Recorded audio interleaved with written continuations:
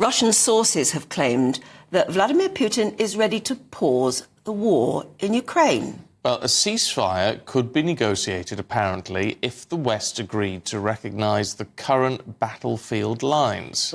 Previously, the Ukrainian President, Vladimir Zelensky, has ruled out, of course, the possibility of a ceasefire, dubbing talks with Moscow impossible. Let's talk to the defence editor at the Evening Standard, Robert Fox. Morning to you, Robert. Is this game playing, or is this a genuine offer?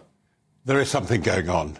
There is absolutely clear that this is not just a game from Putin to upset everybody as they're getting together next month, where there is a peace terms conference in Switzerland, over 70 countries, but no Russia, no China there, and no Joe Biden, who has decided, although he's in Europe, to skip back to LA to go on an election fundraiser with Julia Roberts.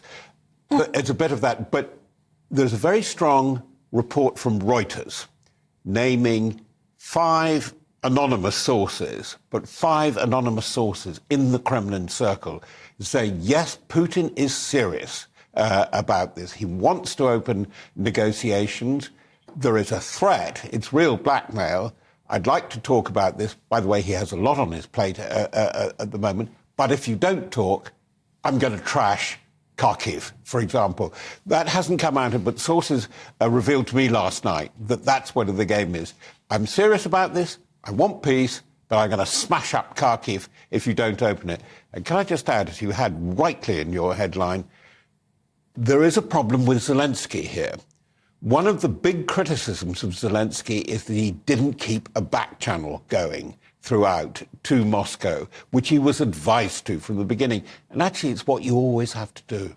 Well, even when Russia is invading your country and you're having to lose lives in order to defend battlefield lines, you have to, as a leader, keep a back door open for talks. With things like humanitarian issues, repatriation of bodies, and that hasn't been a great success. I mean, neither side has been playing to the rules, as we know, in these kinds of wars, not that it ever fully happens.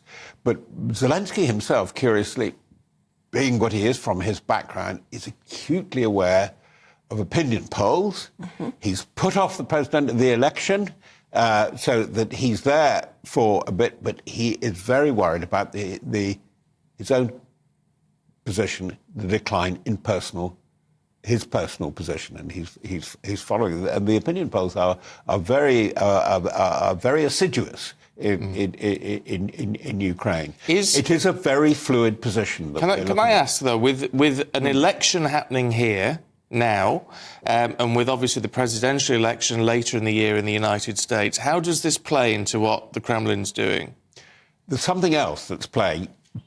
That does very much. It's an election here, the election for the European Parliament, which may not seem a terrific deliverer of power, but it's a bellwether test. It's a really supreme opinion test of who is for war and against, because that will come up, as it won't come up in the general election here if it can possibly be avoided. And both Labour HQ and Tory HQ do not want the war to come into it. And, of course, anticipating what's going to come up in America.